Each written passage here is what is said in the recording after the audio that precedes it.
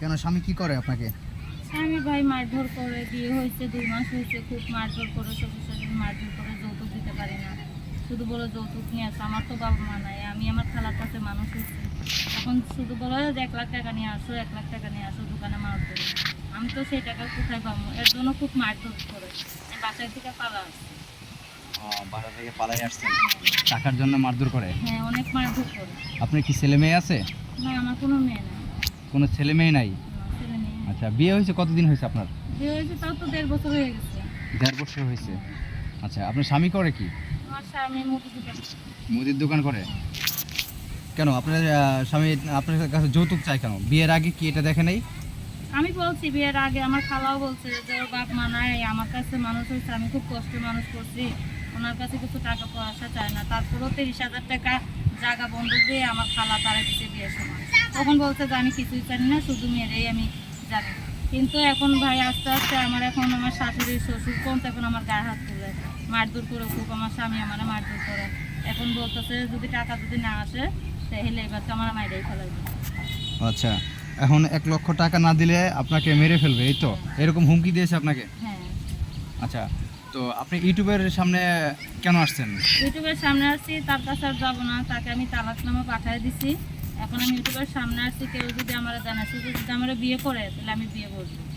ও আচ্ছা, ইউটিউবে কারণ আমারও তো একটা ভবিষ্যৎ আছে, আমি তার এইভাবে পড়ে থাকতে পারি না। আপনি ভিডিওতে আসছেন অ্যাকচুয়ালি মানে বিয়ে শাদী করার জন্য? হ্যাঁ। আগের যে স্বামী ছিল ওনাকে আপনি ডিভোর্স দিয়ে দিয়েছেন? হ্যাঁ, ওনার আমি আজ 4 দিন হয়েছে আমি কাগজ পাঠাই দিচ্ছি। 4 দিন হয়েছে কাগজ পাঠিয়ে দিয়েছেন? আচ্ছা, তো আপনি এখন কেমন ছেলে চাচ্ছেন? এখন যে এরকমই হয় ভাই, আমার কপালে যা আছে, একজনের সংসার করে আসছে, সে টাকার জন্য আমার খুব মারধর করে, আমি অনেক অত্যাচার সহ্য করছি 1.5 বছরে, কিন্তু আর পারতেছি না। কিন্তু আমার খালাও এখন তারা আমি দিমুখ এক বেলা কোনোদিন আমি ভাত খাইতেও দিতে পারি না আমার খালারে, আমার খুব অত্যাচার করে।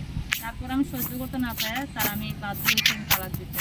এখন আমি চাই ইউটিউবের সামনে আসছি, কেউ যদি আমার দেখে যদি বিয়ে শাদী করে আমি বিয়ে করবো, সে যেরকমই হোক। আচ্ছা, তো বিয়ে বসবেন তো আপনাকে দেখে তো অনেকেই মানে কমেন্ট করবে যে বিবাহিত মেয়ে। এখন যদি আপনাকে দেখে বিবাহিত কোনো ছেলে আপনাকে বিয়ে শাদী করতে চায়, সেক্ষেত্রে কি আপনি বিয়ে শাদী বসবেন? না, আমার কোনো তাতে সমস্যা নাই। সে যদি আমার খাওয়া পড়া যদি দিতে পারে, সে যদি আমার ভালোবাসা দিতে পারে, তার কাছে আমি অবশ্যই থাকবো। কিন্তু আমি কষ্ট পেয়ে ইউটিউবের সামনে আসছি।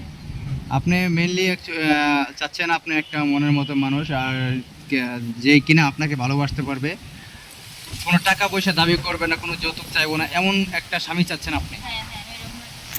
সে বয়স্ক হলেও আমার তাতে কোনো সমস্যা নেই। আচ্ছা, দর্শক আপনারা শুনতে পারলেন এই আপুর মুখ থেকে। আপু, আপনার নামটা যেন কি বলছিলেন? আমার নাম ইতি। ইতি। ইতি আপু বলছে ইতি আপুর বিয়ে হয়েছিল, 1.5 বছর সংসার হয়েছিল, তবে সেখানে কোনো ছেলে মেয়ে নাই। এই আপুটা এখন মানে ডিভোর্স হয়ে গেছে। উনি চাচ্ছে একটা মনের মতো মানুষ, যে কিনা যৌতুক চাইবো না এবং কি কোনো রকমের কোনো কষ্ট দিবে না।